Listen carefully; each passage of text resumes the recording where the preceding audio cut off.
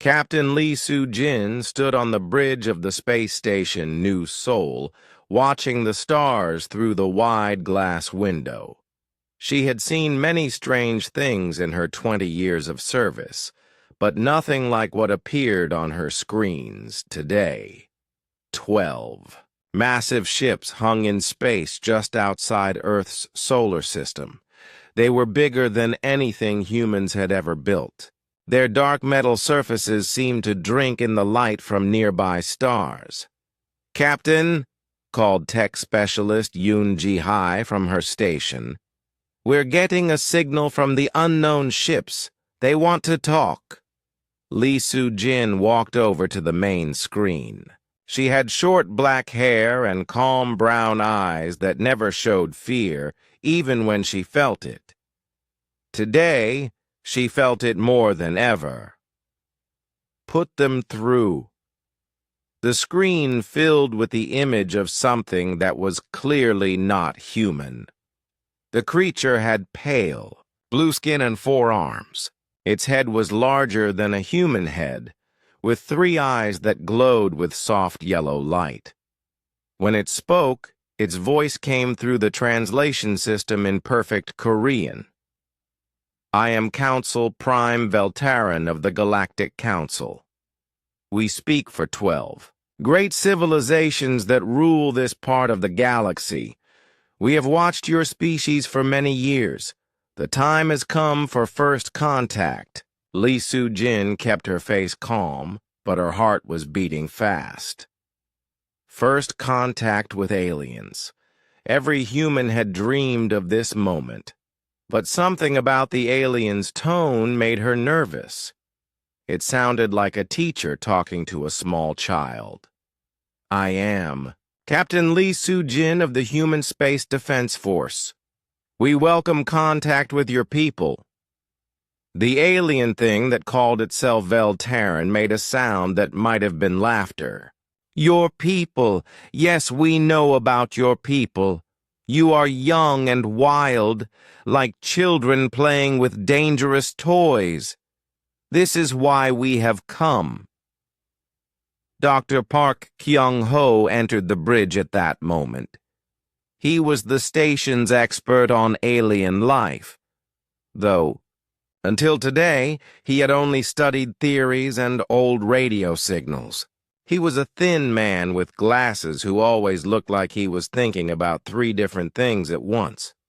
Right now he looked worried. "We have studied 43 species before yours," Veltaran continued. "All of them face the same choice. We now offer you. Join the Galactic Council as a protected species. Accept our guidance. Learn from our wisdom. In return, we will share some of our knowledge and protect you from the dangers of space." Lee Soo-jin felt her stomach tighten. "And if we refuse?" "Refusal is not wise," Veltaran said. The alien's 3 eyes seemed to focus on her with new interest. "Young species often think they can survive alone. They cannot. The galaxy is full of dangers you cannot imagine. Pirates, space storms, diseases that can kill entire worlds. Only under Council protection can you survive and grow." Dr. Park Kyung-ho stepped forward. "What exactly does protection mean?" Veltaran's image turned toward him. "You will be given homes on safe worlds we choose for you. Your ships will be limited to certain areas of space. Your weapons will be controlled. Your population will be managed. All for your own good." "Of course." The words hit Lee Soo-jin like cold water. This wasn't an offer of friendship. This was slavery with nice words painted over it. She looked at Dr. Park, who was already pulling up data on his tablet. His face was getting paler by the second. "And our home world?" she asked. "Earth has many useful resources," Veltaran said. We will use them wisely for the good of all council species. Your people will be relocated to better worlds where they can be properly cared for. Ambassador Kim Hai-won chose that moment to arrive on the bridge.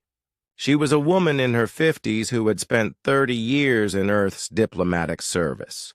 She had handled trade wars, border disputes, and peace talks between nations that hated each other. But she had never dealt with aliens who talked about enslaving her entire species like it was a favor. "How long do we have to consider your offer?" Kim Hye-won asked. 72 of your hours, Veltaren replied. "This is very generous. Usually we give new species 24 hours. But we understand humans are slow to make decisions." Lee Soo-jin felt anger growing in her chest. The alien was talking about humanity like they were pets that needed to be house-trained. "And if our answer is no?" Veltaren's 3 eyes blinked in sequence. "No species has ever said no. It would be very unwise. We have great ships and powerful weapons. We do not wish to use them. But sometimes protection must be forced upon those too young to understand their need for it." The signal ended. The bridge was quiet for a long moment. Everyone was thinking the same thing, but no one wanted to say it first. Dr. Park Kyung-ho broke the silence. "I've been looking at their ship designs. They're huge, but they're built for intimidation, not war. They expect people to surrender when they see them." "How many ships do they have?" Lee Soo-jin asked. "The long-range sensors show 12 ships out there. But I'm reading massive energy signatures. These aren't just big ships, they're powerful. Each one could probably destroy our entire fleet." Ambassador Kim Hai-won was already on her communicator, calling Earth. "I need to speak to the World Council immediately. We have a situation." Over the next 6 hours, messages flew between Earth and every human colony in space. The Galactic Council's offer was discussed in every language on every human world. The reaction was the same everywhere: anger. Humans had spent centuries fighting for freedom. They had fought kings and dictators and anyone who tried to tell them how to live. They had built cities among the stars because they refused to be limited by the boundaries of one world. And now these aliens wanted to put them in cages and call it protection.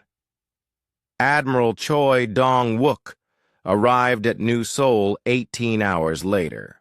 He was a big man with gray hair and scars on his hands from years of military service. He had fought in the colony wars and the asteroid mining conflicts. He knew what it looked like when someone tried to take what wasn't theirs. "What's our military situation?" he asked Lee Soo-jin. "Not good," she admitted. "We have maybe 300 ships that could fight. They have 12 ships that could probably destroy us all." "Numbers don't tell the whole story," Choi Dong-wook said. "What do we know about how they fight?"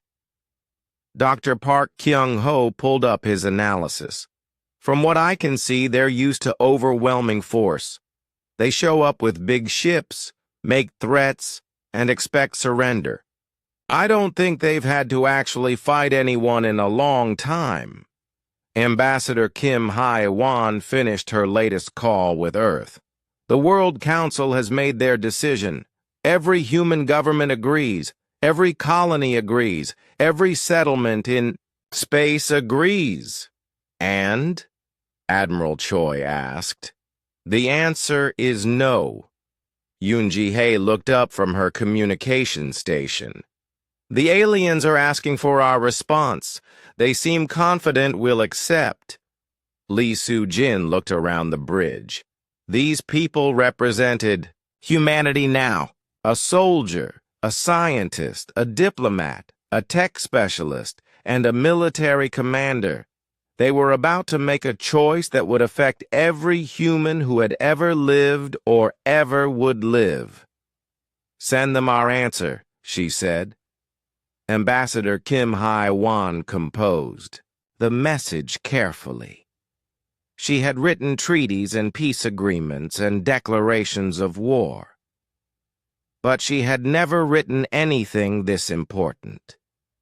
To the Galactic Council, humanity has considered your offer. Our answer is no. We will not accept. Protection we do not need.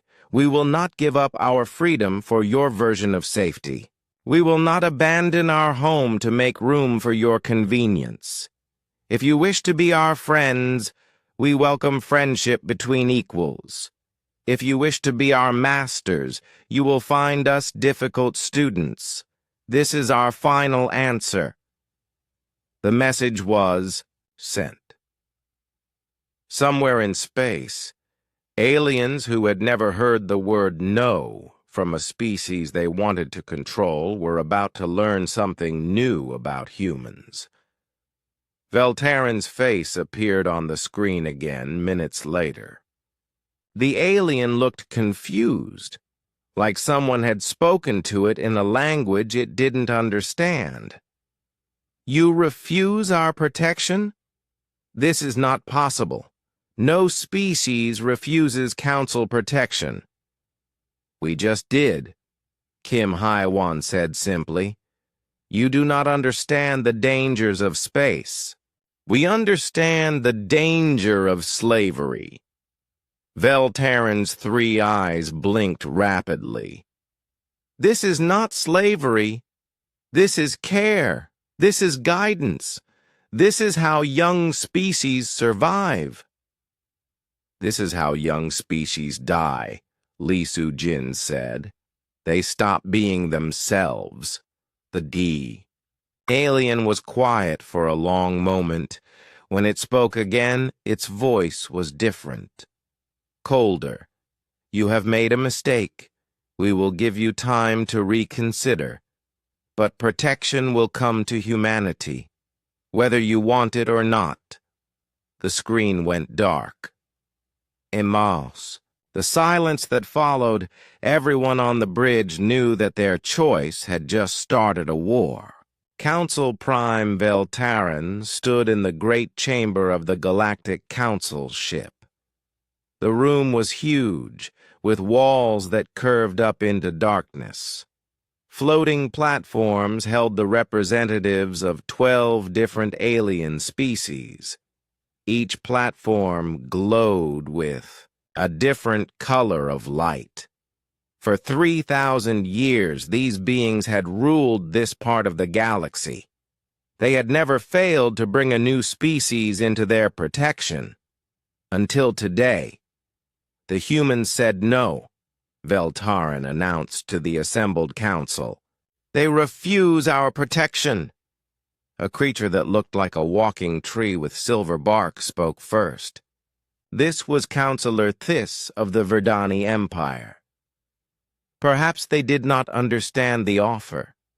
Young species often have trouble with complex ideas. "I explained it very clearly," Veltarin replied. "They understood.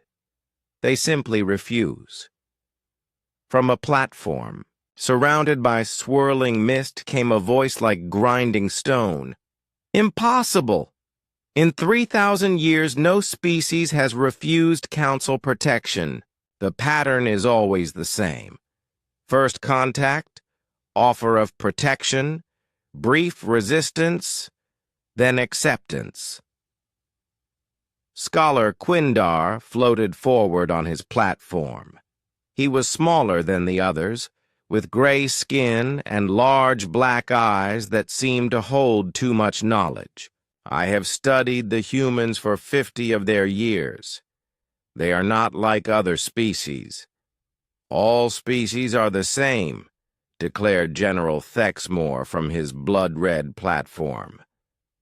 The general looked like a bear made of black metal, with 6 arms and teeth that gleamed in the dark. They are strong until they see true strength. Then they submit. The humans are different, Quindar insisted. I have watched their wars. They fight battles they cannot win. They die for ideas that have no value. They refuse to surrender even when surrender is the only logical choice. Veltarin's 3 eyes focused on the scholar. You worry too much about data that does not matter. Humans are carbon-based life forms with simple brains. They will see reason when we demonstrate our power. I have compiled reports, Quindar said, causing a holographic display to appear in the center of the chamber. Human military history shows a pattern of defeating superior forces through unconventional tactics. They call it asymmetric warfare. The display showed images from human conflicts. Soldiers in trenches fighting against impossible odds, ships ramming into larger vessels, cities burning while their defenders fought in the streets.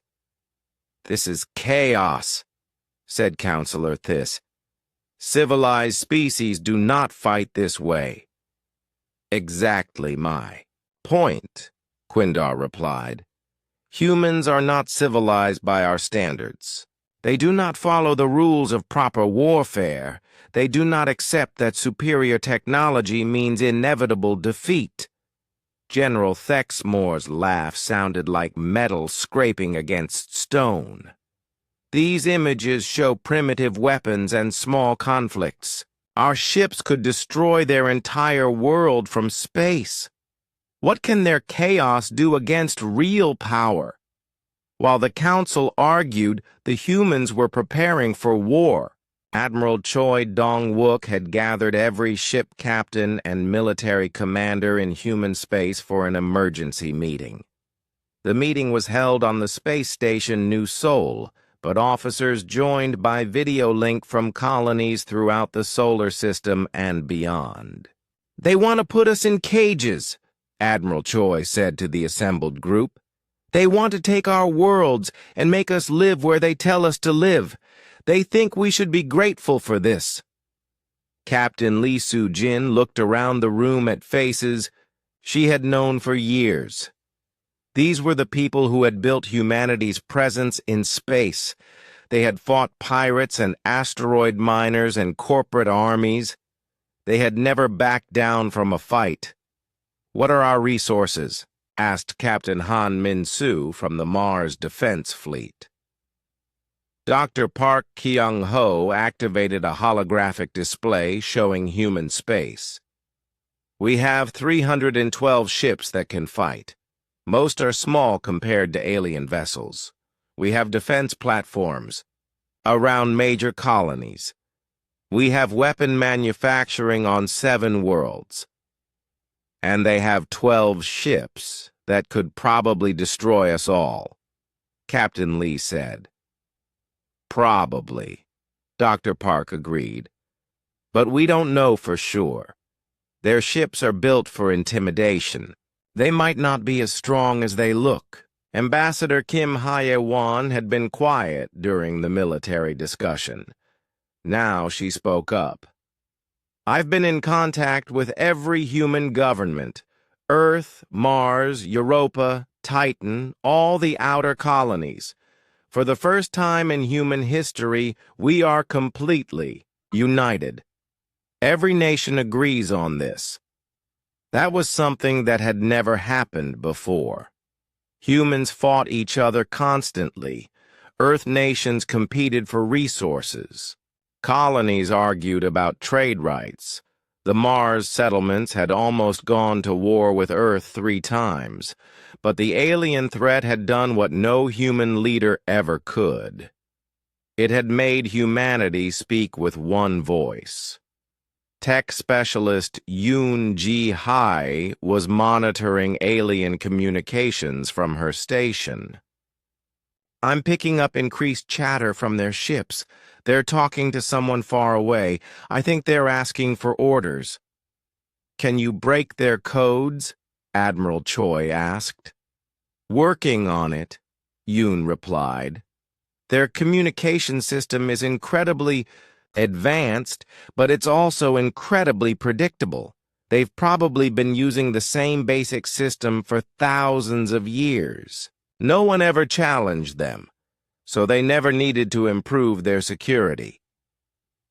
Back on the Council ship, the argument was getting heated.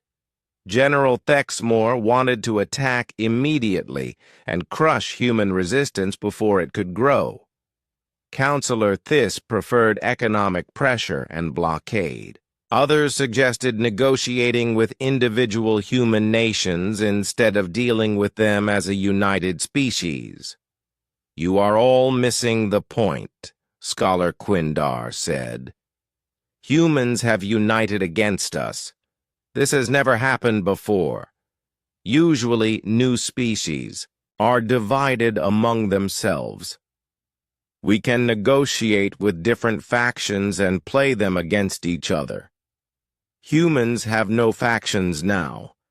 They have become a single entity focused on resistance. Then we will break them as a single entity, General Thexmore growled. Veltarin raised one of his 4 hands for silence. We will follow standard procedure, a demonstration of force. We will position a fleet near their home system and destroy some military targets. They will see our power and reconsider their foolish choice. How many ships? Asked the general. 200 should be sufficient. More than we have ever needed for a pacification operation. Scholar Quindar's large black eyes grew wider. 200 ships? That is half our mobile fleet. We have never needed more than 50 ships to pacify a new species. We have never dealt with a species this stubborn, Veltarin replied. But no species can resist indefinitely when faced with overwhelming force. The scholar wanted to argue more, but the decision was made. General Thexmore would lead a fleet of 200 ships to the human home system. They would destroy some. Human military assets demonstrate the futility of resistance and wait for surrender.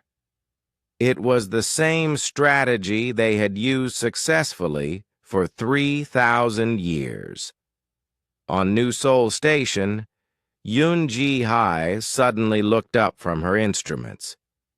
Admiral, I'm detecting massive movement in alien space. Lots of ships heading toward the outer system. How many? Admiral Choi asked. Still counting, but at least 200. Maybe more. Dr. Park Kyung-ho pulled up tactical displays. They're not trying to hide their approach. They want us to see them coming. It's a show of force, Captain Lee realized. They think if we see enough ships, we'll surrender without fighting. Ambassador Kim Hai-wan was already composing messages to Earth and the colonies. All civilian ships need to evacuate the outer system. Military vessels should take defensive positions around major installations. Admiral Choi studied the tactical display. The alien fleet was still 2 days away, but it looked massive on the long-range sensors.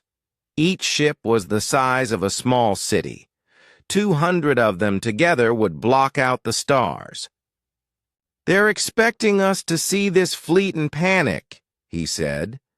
They've probably done this dozens of times before. Show up with overwhelming force, watch the locals surrender, then move in and take over.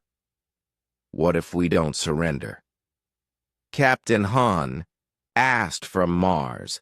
Then they'll probably destroy some of our ships and installations, kill enough people to make their point, force us to choose between total destruction and submission. Dr. Park was running calculations on his tablet. If they use conventional tactics, we can't win a straight fight. But conventional tactics assume your enemy follows conventional rules. What do you mean? Admiral Choi asked. Human military history is full of smaller forces defeating larger ones through unconventional thinking. We don't have to fight the way they expect us to fight. Yoon-ji Hae had finally broken into the alien communication system. Admiral, you need to hear this. They're not just planning to destroy some of our ships. They're planning to strip mine our worlds and relocate our population to what they call appropriate habitats. The room went quiet. Everyone understood what that meant. The aliens weren't offering protection. They were planning genocide disguised. As relocation, how long until their fleet arrives? Admiral Choi asked. 47 hours, Captain Lee replied. Then we have 47 hours to prepare for the first real test of human independence. Send word to every ship, every station, every colony. The aliens think they know how this ends. Let's show them they're wrong. In the great chamber of the council ship, Veltarin was reviewing reports from their advancing fleet. Everything was proceeding according to plan. The humans had detected their approach and were evacuating civilian vessels. Standard pattern of behavior for a species about to surrender. General Thexmore stood on the command deck of his flagship, the Eternal Dominion. The ship was 5 kilometers long and bristled with weapons that could crack planets. Around him, 200 council ships moved through space in perfect formation. It was the largest pacification fleet ever assembled. The general had led 43 successful pacification operations. He knew exactly how this would go. The humans would see his fleet and panic. They would fire a few desperate shots to save their honor. Then they would surrender and beg for mercy. It always happened the same way. Human defensive positions detected, reported his navigation officer. A creature with 4 arms and silver skin. They have approximately 300 ships arranged around their outer planets. 300, General Thexmore said with satisfaction. Against our 200, but their ships are tiny. This will be finished quickly. What the general did not understand was that humans had spent the last 47 hours doing something no other species had ever done when facing a council fleet. Instead of preparing to surrender with honor, they had prepared to fight with desperation. Captain Lee Soo-jin commanded the human defense of the outer system from her flagship, the Busan. It was a small ship compared to the alien vessels, but it was fast and heavily armed for its size. More importantly, it was crewed by humans who had chosen to fight rather than surrender. Alien fleet is entering the outer system, reported her tactical officer, Lieutenant Park Ji-won. 200 ships in standard council battle formation. Do they always fight the same way? Captain Lee asked. Dr. Park Kyung-ho, who was serving as tactical advisor, nodded. Every battle record I've studied shows the same pattern. They form up in a line, advance slowly, and overwhelm the enemy with superior firepower. It works because most species panic when they see that much power coming at them. But we're not panicking, Captain Lee said. No, Dr. Park agreed. We're angry. The human fleet was not arranged in any formation the aliens would recognize. Instead of lines of battle, human ships were scattered throughout the outer system in small groups. Some hid behind asteroids. Others drifted with their engines off, pretending to be space debris. A few were attached to the hulls of mining stations. Invisible to long-range sensors, Admiral Choi Dong-wook was coordinating the entire defense from the command center on New Seoul Station. Remember, he broadcast to all human ships, we're not trying to win a traditional battle. We're trying to hurt them badly enough that they think twice about their next move. General Thexmore's fleet advanced into the system in perfect formation. His sensors detected the scattered human ships, but he was not concerned. Scattered ships were easier to destroy than organized formations. Begin the demonstration, he ordered. Target the largest concentration of human vessels. Destroy them completely. 30 council ships broke from the main formation and headed toward a group of 50 human vessels near Jupiter. The aliens expected the humans to either flee or form a defensive line.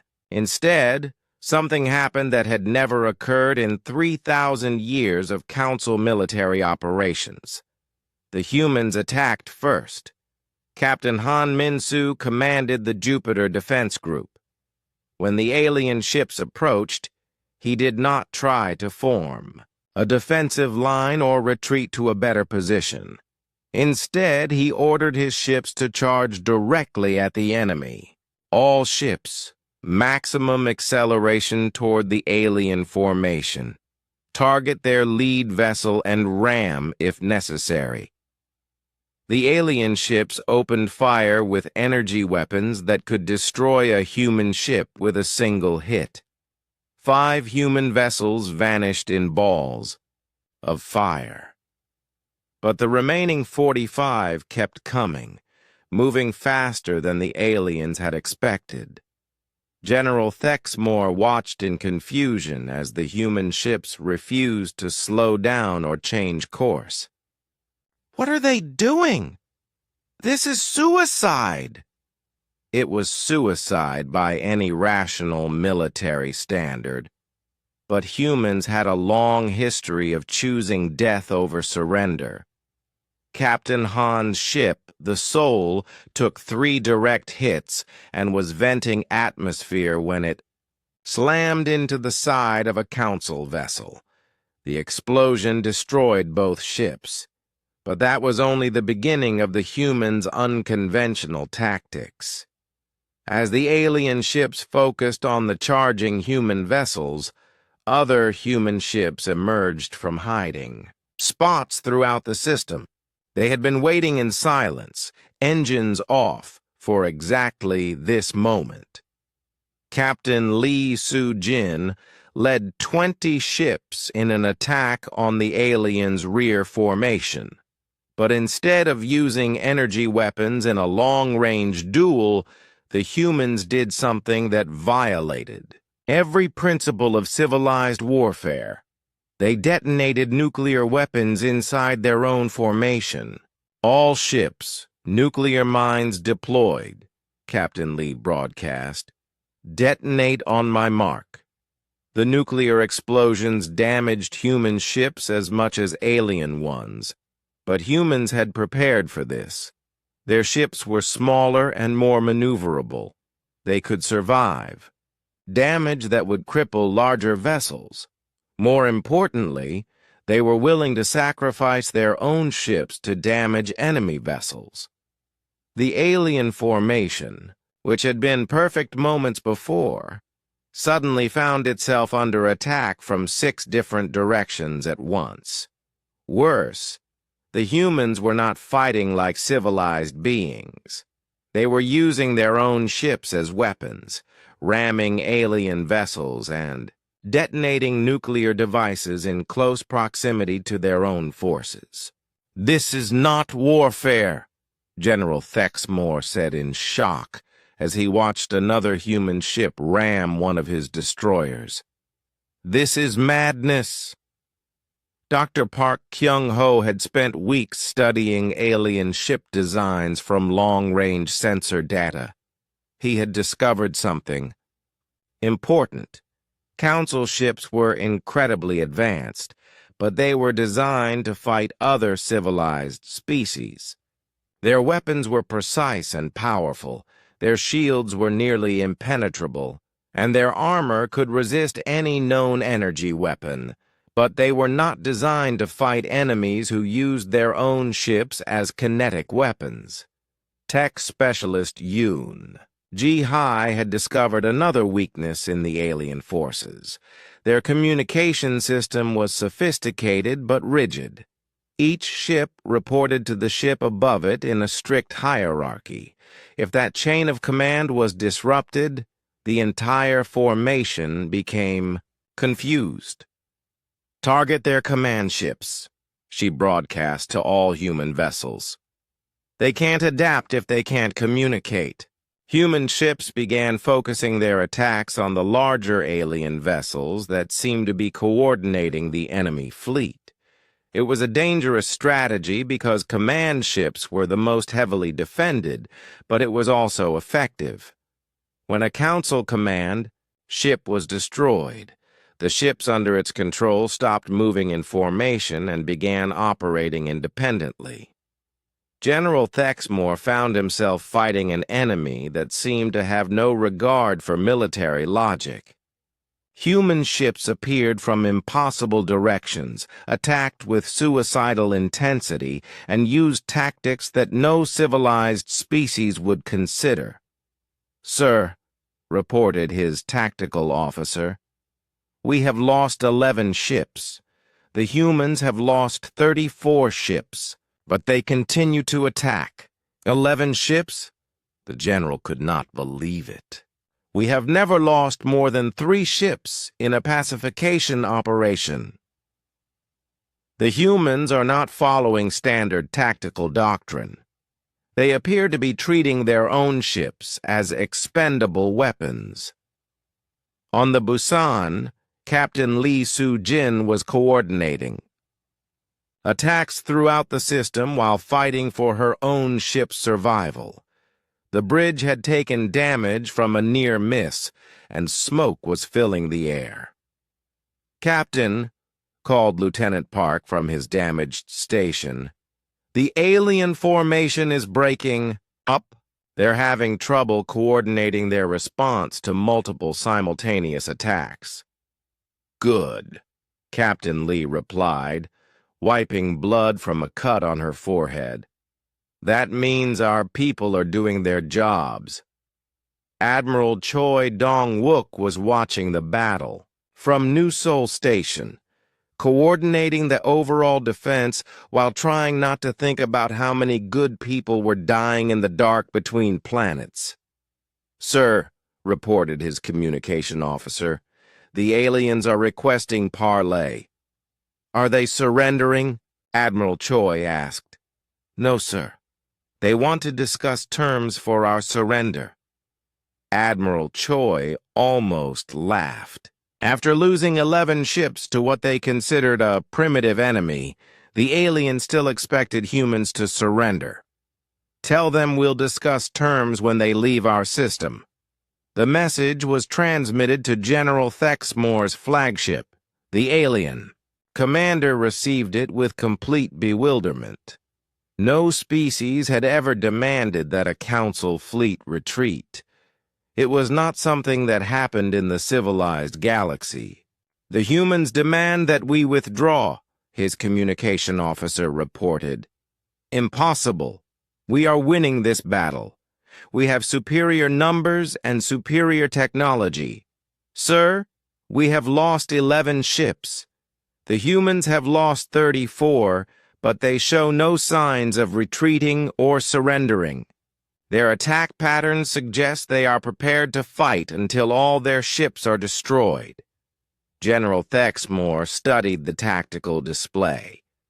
The human fleet was badly damaged, but it was still fighting with the same suicidal intensity as when the battle began. Worse, human reinforcements were arriving from the inner system. More small ships, all flying like their crews had nothing to lose. "Sir," his tactical officer continued, "our losses are becoming significant. If this pattern continues, we may lose 20 or 30 ships before the humans are completely destroyed." 20 or 30 ships. The general had never lost that many. Ships in all his previous operations combined. The council would demand an explanation. They would want to know how a primitive species had managed to damage a force that should have been overwhelmable. The news of General Thexmore's retreat spread through council space like wildfire. For 3,000 years, the Galactic Council had never failed to pacify a new species. Their fleets had never retreated from a battle. Their authority had never been challenged successfully. Until now. On the world of Kepler Prime, a species called the Zenthari received the news in their underground cities. They had been a protectorate of the Council for 800 years. Their ancestors had been star travelers and warriors. But generations of Council protection had turned them into farmers and factory workers who lived where they were told to live and worked where they were told to work.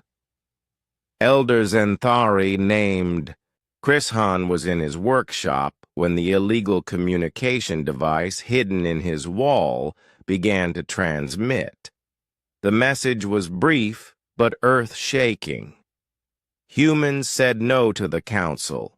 Humans fought the Council. Humans made the Council retreat. Krishan had to read the message 3 times before he believed it.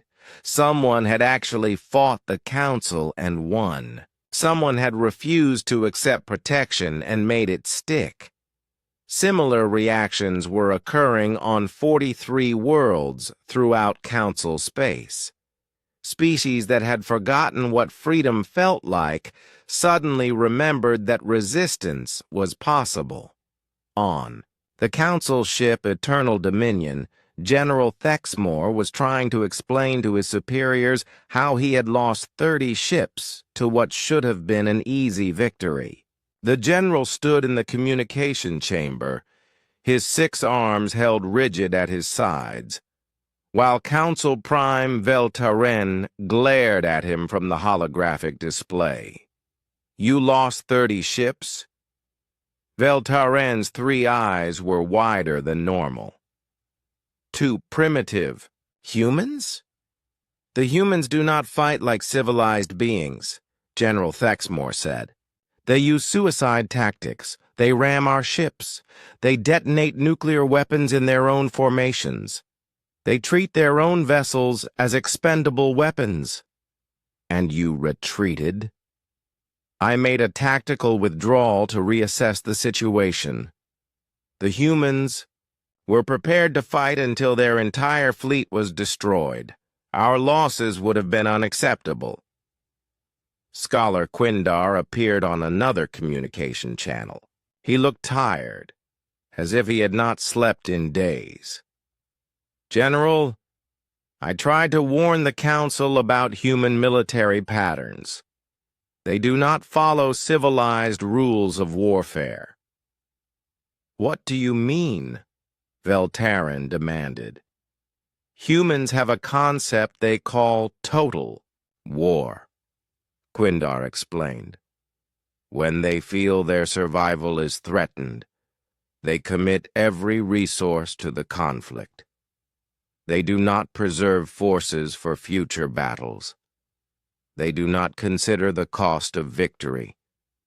They fight until they win or until they are completely destroyed." General Thexmore nodded grimly. The humans I fought today were prepared to die before they would surrender. I have never faced an enemy with that mindset. Womeanwhile, in human space, the victory was being celebrated but also carefully analyzed. Admiral Choi Dong-wook knew that driving off one council fleet was just the beginning. The aliens would be back with more ships and better tactics.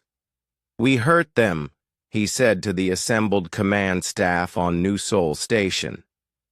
"But we didn't beat them. They'll be back." Dr. Park Kyung-ho was studying captured data from the alien ships. "We learned a lot about their technology during the battle. Their ships are incredibly advanced, but they're designed for fighting other advanced civilizations. They're not prepared for enemies who fight dirty." "What do you mean?" Captain Lee, Soo-jin asked. "Their shields can stop any energy weapon we have," Dr. Park explained. "But they're not designed to handle kinetic impacts from large objects. When our ships rammed them, their shields were useless." Tech specialist Yoon Ji-hee had been analyzing alien communication intercepts. "They're calling for reinforcements, a lot of reinforcements. I'm reading references to 2,000 ships." The room went quiet. 30 ships had been a victory against 200. But 2,000 ships was something else entirely. "We need allies," Ambassador Kim Hye-won said. "Other species that are tired of council rule." "How do we contact them?" Admiral Choi asked. Yoon Ji-hye smiled for the first time in days. "I've been working on that. The Council uses the same communication network for all their protectorate species. If we can hack into it, we can send messages to every oppressed world in Council space. Can you do it?" "Already working on it. The Council's security is incredibly sophisticated, but it's also incredibly predictable. They've been using the same basic systems for centuries. No one has ever challenged them from the outside, so they never upgraded their defenses against intrusion." Back in Council space, Veltaran was facing the greatest crisis in Council history. Reports were coming in from protectorate worlds throughout their territory. Illegal gatherings, unauthorized communications, work slowdowns, open expressions of support for human resistance. "This is unacceptable," he declared to the assembled council. "We must crush this rebellion before it spreads." "It has already spread," Scholar Quindar said quietly. 43 species are now aware that the council can be resisted. The idea cannot be crushed with weapons. Counselor Thys from the Verdani Empire spoke from his platform. "Perhaps we should negotiate with the humans, offer them some form of autonomous status within the council structure." The suggestion caused an uproar among the other council members. Negotiate with a species that had refused their protection? Treat rebels as equals? The very idea violated everything the council stood for. "We do not negotiate with primitives," General Thexmore declared. "We pacify them." "The humans are not primitive," Quindar warned. "Their technology is less advanced than ours, but their strategic thinking is more flexible. They adapt to new situations faster than we do." "Then we will adapt our own tactics," Veltaran said. "General, you will have the 2,000 ships you requested, but this time we will not offer terms. We will not give warnings. We will simply destroy human resistance completely." Scholar Quindar felt a cold weight in his chest. "If we attack, Humanity with 2,000 ships, other species will see it as proof that we fear them. Fear will inspire more resistance, not less.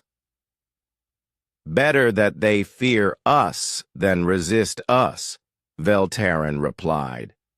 While the Council planned their massive retaliation, humans were preparing for the larger war they knew was coming. Admiral Choi had called together every ship captain, every colony commander, and every military leader in human space for the largest strategy meeting in human history. "They're coming back with 10 times as many ships," he announced to the assembled group. "We cannot fight them the same way we fought the first battle. We need new tactics." Dr. Park Kyung-ho had been working around the clock to analyze alien technology and develop countermeasures.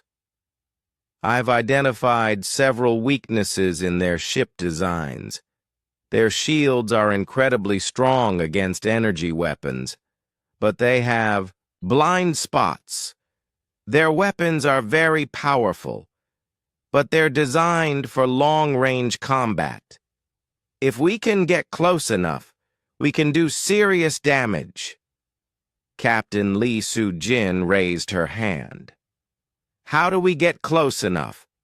They'll see us coming from a long way off." "We don't go to them," Dr. Park said with a grin. "We make them come to us, and when they do, we'll be waiting in places they don't expect." Tech specialist Yoon Ji-hee had finally succeeded in breaking into the Council communication network. "Admiral, I'm ready to broadcast to every Protectorate world in Council space. What's our message?" Admiral Choi asked. Ambassador Kim Hai-wan had been thinking about this moment for days. "We tell them the truth. The Council can be beaten. Resistance is possible. And they are not alone." The message that went out to 43 worlds was simple, but revolutionary. "People of the galaxy, this is humanity. We have fought the Galactic Council and survived. We have proven that their power is not absolute. If you are tired of living under their control, you are not alone. Resistance is possible. Freedom is possible. We will fight beside any people who choose freedom over protection." The message was transmitted on every Council communication channel simultaneously. Within hours, it had been received on every Protectorate world in Council space. On Kepler Prime, Elder Chris Han gathered his people in the ancient caves beneath their city. For 800 years, the Zenthari had obeyed Council orders and lived quiet lives of submission. But today, they heard something they had never heard before. Proof that resistance was possible. "The humans fought them," Chrisan told the assembled crowd. "The humans made them retreat. If one species can stand against the Council, perhaps others can join them." Similar gatherings were happening on dozens of worlds. Species that had forgotten their own military traditions were remembering what their ancestors had known about warfare. Factory workers were looking at their production quotas and realizing they could choose not to meet them. Farmers were understanding that they could choose what to grow and where to sell it. The very foundation of Council power, the assumption that resistance was impossible, was cracking.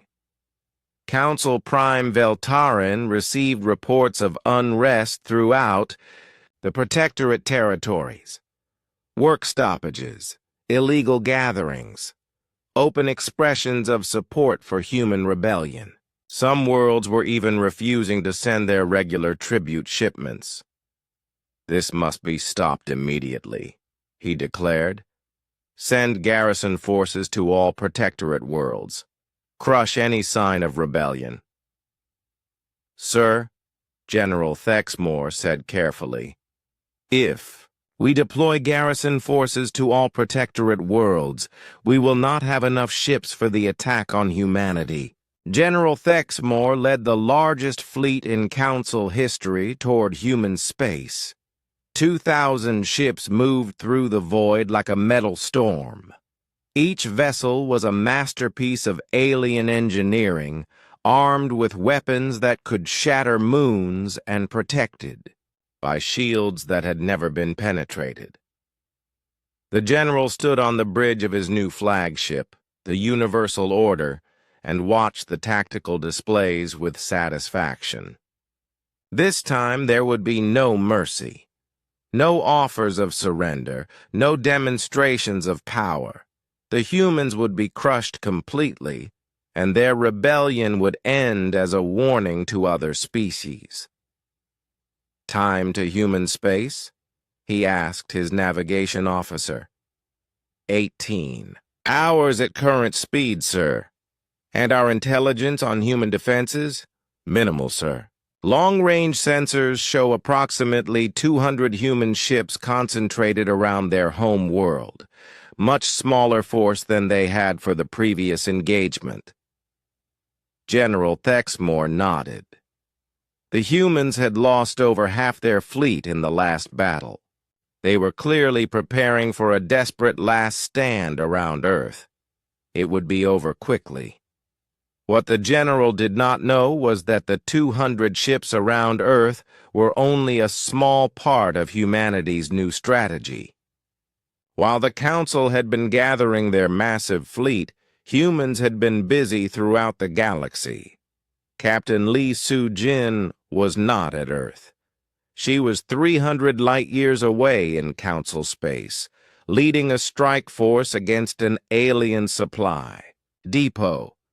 Her ship, the Busan, had been extensively modified with technology reverse-engineered from captured Council vessels. It could now travel faster and farther than any human ship had ever traveled before. Target in sight, reported her tactical. Officer Lieutenant Park Ji-won. Council Supply Depot lightly defended. How lightly? Captain Lee asked. 5 ships on patrol. Standard peacekeeping force. Captain Lee smiled grimly. The Council had never needed to protect their supply lines before.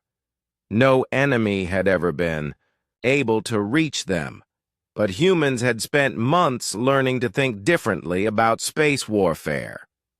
Attack pattern Epsilon, she ordered. Hit them fast and get out.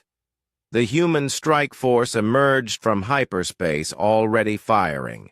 The Council ships, caught completely by surprise, barely had time to raise their shields before the first human torpedoes struck home. Within minutes, the supply depot was destroyed and the human ships were gone, leaving behind only wreckage and confusion.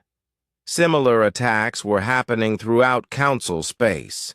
Human strike teams, operating from hidden bases in uninhabited star systems, were hitting targets that the Council had never thought to defend.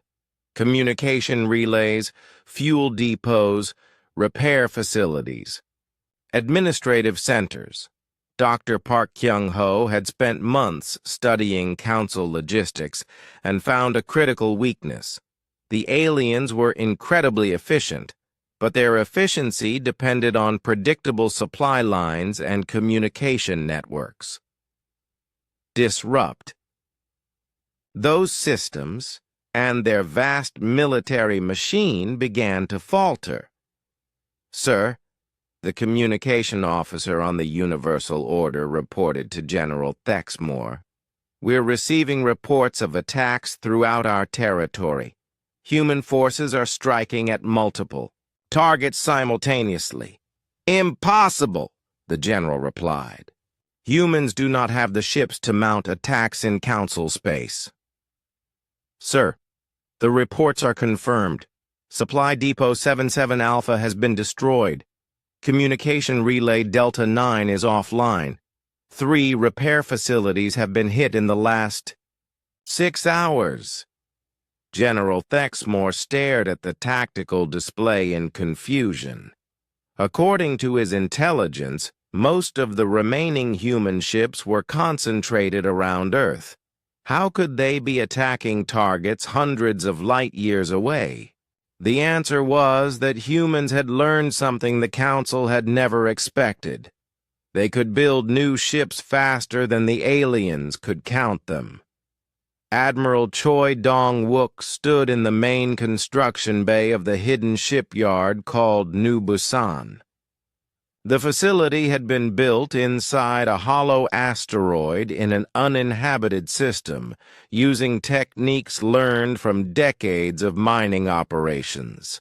For 6 months, thousands of human workers had labored around the clock to produce vessels designed specifically for fighting Council forces. "Production report?" he asked the shipyard supervisor. 47 new ships completed this week, the supervisor replied. All equipped with hybrid human Council technology. Fast, maneuverable, and armed with weapons designed to exploit Council shield weaknesses. And the other yards? New Seoul facility reports 31 ships. New Tokyo facility reports 28 ships. New London facility reports 33 ships. Admiral Choi did quick mental math. While the Council had been gathering their 2,000 ships for one massive assault, humans had been building over 400 new vessels in secret shipyards throughout the galaxy. More importantly, these ships were not designed to fight traditional space battles. They were designed for hit-and-run attacks against an enemy that had never faced asymmetric warfare. Tech specialist Yoon Ji-hae had been instrumental in the success of human operations throughout Council space. Her team of hackers and communication specialists had penetrated alien networks and created a galaxy-wide intelligence system that the Council didn't even know existed. "Admiral," she reported from her station on New Seoul, "we have real-time intelligence on all major Council fleet movements. They're concentrating everything on the assault against Earth, leaving their home territories virtually undefended. How many ships are they pulling from frontier defense?" "Over 60% of their total fleet. They're betting everything on crushing us quickly before the rebellion spreads." Admiral Choi smiled. The Council was making the same mistake that many enemies had made throughout human history. They were fighting the war they wanted to fight instead of the war they were actually in. Ambassador Kim Hye-won was not on Earth either. She was on the Zenthari homeworld of Kepler Prime, meeting secretly with resistance leaders from a dozen different species. The underground chamber where they gathered had been carved from solid rock centuries ago, back when the Zenthari were still free. "The humans have shown us that resistance is possible," Elder Christen said to the assembled group. "But can we coordinate our efforts?" "We can and we must," Ambassador Kim replied. "The Council's power depends on keeping us isolated from each other. If we act together at the same time, their forces will be spread too thin to stop us all." A representative from the aquatic Velnari spoke through a translation device. "Our people control most of the Council's food production facilities. We could disrupt their supply chains. My people maintain their communication networks," added a tall, thin creature from the Thessian Republic. "We could cause significant disruption to their command structure." Ambassador Kim looked around the chamber at faces representing dozens of worlds that had been under Council control for centuries.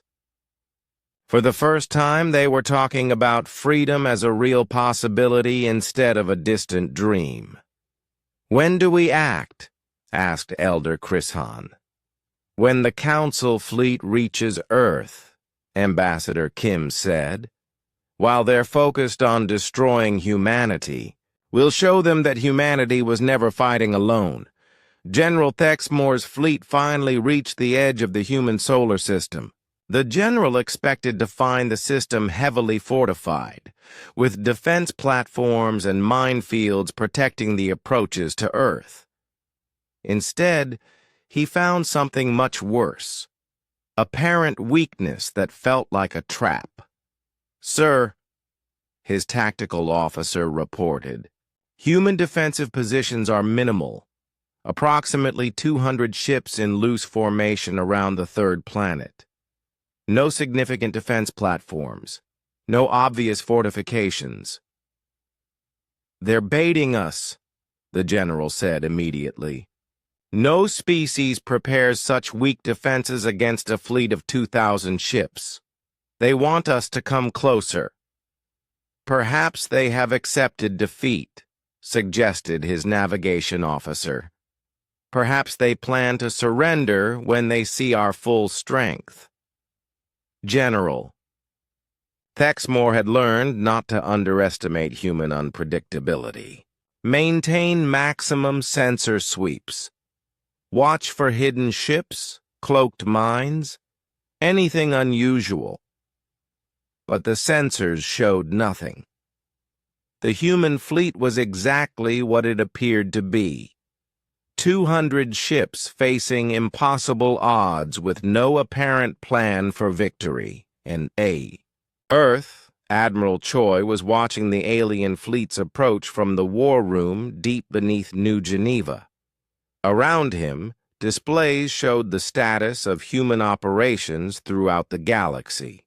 Strike forces attacking Council targets, resistance movements beginning coordinated uprisings, hidden shipyards launching their newest vessels. "Sir," his communication officer reported, "Captain Lee confirms successful attack on Council fleet. Base Gamma 7, 15 enemy ships destroyed, minimal human losses." Captain Han reports that the Zenthari uprising has begun. 3 Council administrative centers have been captured. Dr. Park's technical team has successfully disrupted Council communication networks in 7 sectors. Admiral Choi nodded at each report. This was the real human strategy. While the Council focused on their grand fleet, humanity was tearing apart the foundation of their galactic empire. "Time until the alien fleet reaches Earth?" he asked. 6 hours, sir. Then it's time for the final phase. Send the signal to all human ships. Operation Exodus begins now." General Thexmore was preparing to order the final assault on Earth when his communication systems erupted with urgent reports from throughout Council space. "Sir, massive human fleet detected attacking Sector Command Alpha. Sir, Council Fleet Base 7 is under assault by unknown human forces." The Galactic Council's 3,000-year reign ended not with a massive space battle, but with a simple communication from General Thexmore to his own fleet. "All ships, withdraw from human space. Return to home territories immediately. Council." Prime Veltaran appeared on the communication screen of the Universal Order, his 3 eyes flickering with something that looked like panic. "General, what are you doing? You have 2,000 ships. They have 200. And while we have been here with our 2,000 ships," General Thexmore replied, "they have destroyed half our empire with forces we never saw coming." The tactical display showed the scope of the disaster. 43 protectorate worlds had declared independence. Council fleet bases throughout their territory had been captured or destroyed. Supply convoys were being hunted by human raiders who seemed to appear from nowhere. Administrative centers that had governed alien populations for centuries were burning. "This is impossible," Veltaran said. "Humans are a single species from one system. They cannot have forces throughout our territory." Scholar Quindar appeared on another communication channel. He looked exhausted, but there was something in his large black eyes that might have been satisfaction. "I tried to warn you. Humans do not fight the way civilized species fight. They turn the enemy's strength against them. They make allies of those the enemy has oppressed. They strike where they are not expected and retreat before retaliation can come." "You sound like you admire them," Veltaran accused.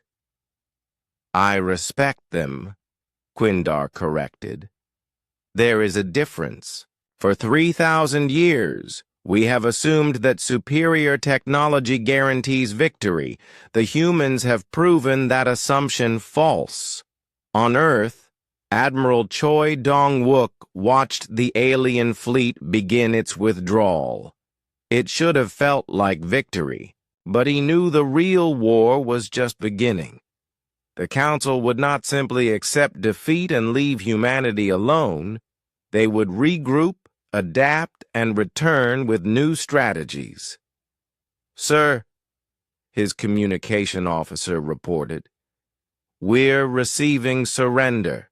Requests from 17 different Council fleet commanders throughout their territory." "Surrender?" Admiral Choi was surprised. "Are they offering to surrender to us?" "Yes, sir. Apparently, several Council fleets are trapped behind rebel lines with no way to reach friendly territory. They're requesting terms." This was something Admiral Choi had not expected. Human strategy had focused on inspiring rebellion and disrupting Council operations. The idea that alien military commanders would actually surrender to human forces was beyond anything they had planned for. Captain Lee Soo-jin was accepting one of those surrenders in the Kepler system. Her strike force had been attacking Council supply lines when they encountered a fleet of 50 alien ships trying to escape from the Zenthari rebellion. The alien commander, a creature with silver skin and 4 arms, appeared on her main screen. "I am Fleet Commander Zixtal of the 3rd Expeditionary Force," the alien said. "I request terms of surrender." Captain Lee was still getting used to aliens treating her as an equal rather than a primitive to be conquered. "State your terms." "Safe passage for my crews to neutral territory. Guarantee that we will not be harmed if we surrender our weapons.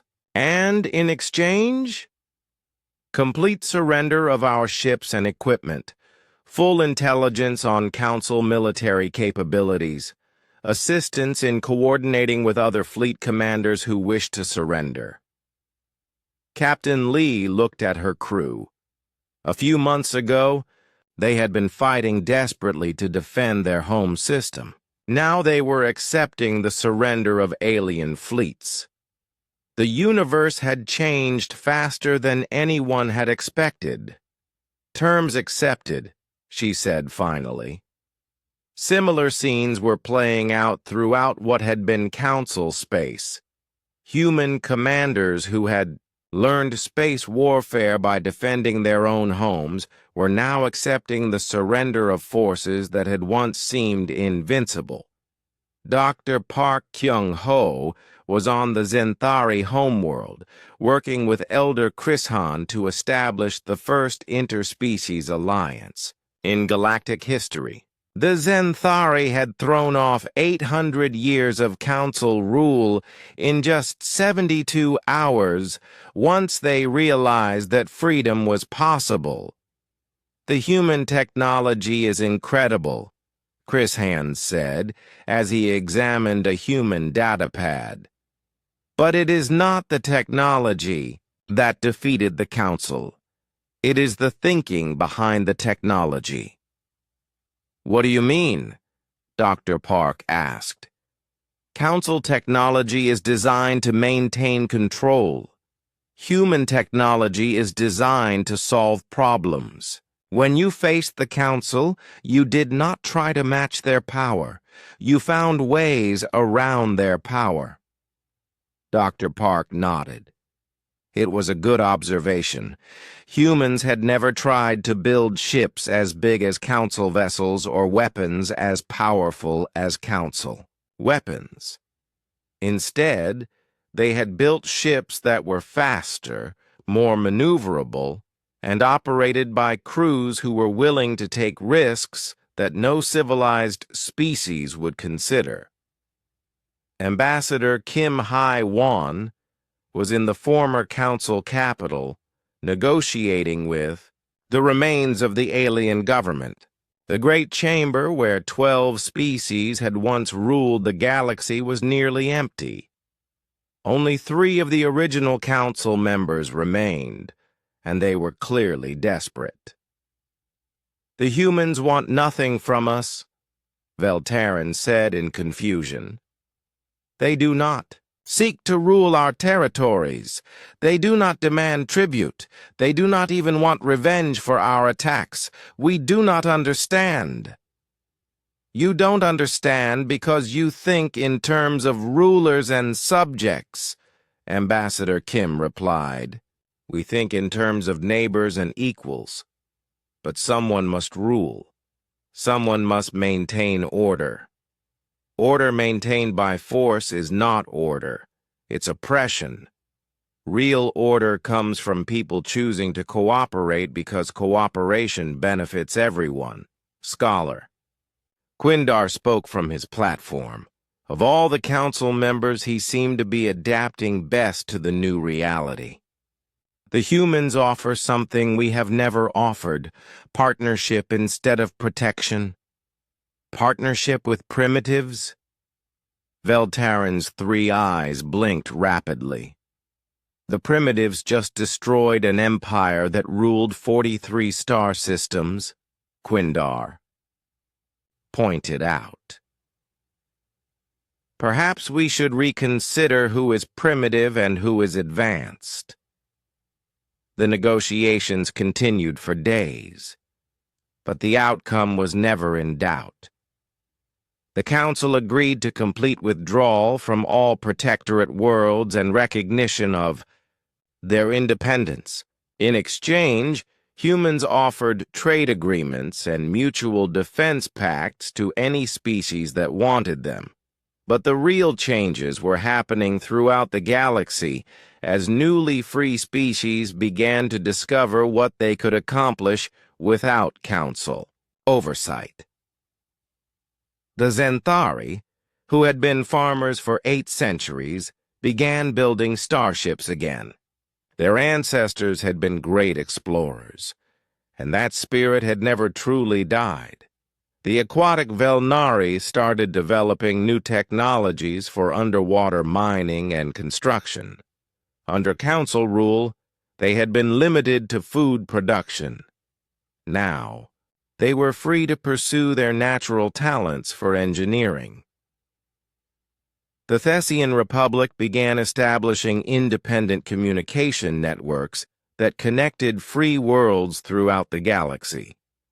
They had maintained council systems for so long that they knew exactly how to build something better.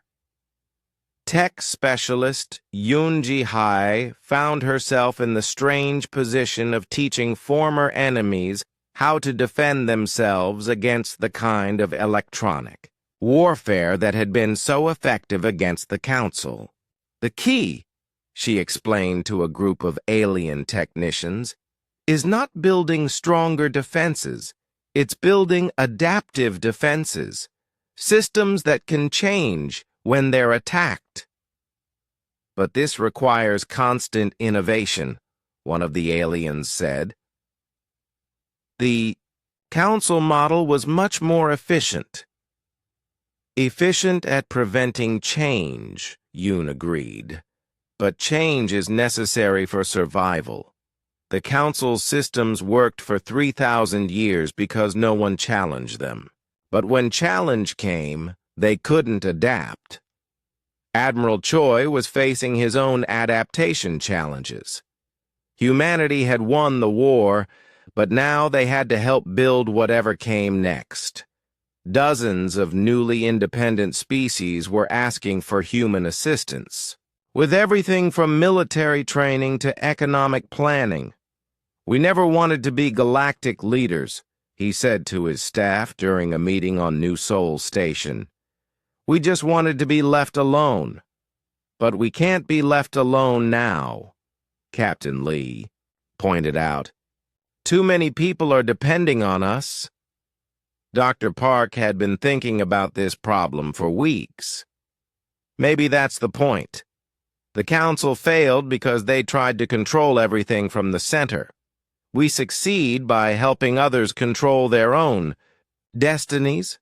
It was a new kind of empire that was emerging in the galaxy, not one based on conquest and control, but one based on voluntary cooperation and mutual assistance. Human ships patrolled trade routes not as occupying forces, but as partners with local security forces. Human advisors helped newly independent worlds establish their own governments and economies. The former council species were learning something that humans had always known. Freedom was harder than slavery, but it was also more rewarding. General Thexmore, whose military career had ended with his retreat from Earth, found himself in an unlikely position. The humans had offered him a job. "You want me to train your officers in council military doctrine?" he asked Admiral Choi during their meeting. "We want you to help us understand how the council thought about warfare," Admiral Choi explained. "Not so we can copy your methods, but so we can help other species defend against anyone who might try to rebuild the old system." It was a strange conversation. A few months ago, they had been enemies shooting at each other across the vacuum of space.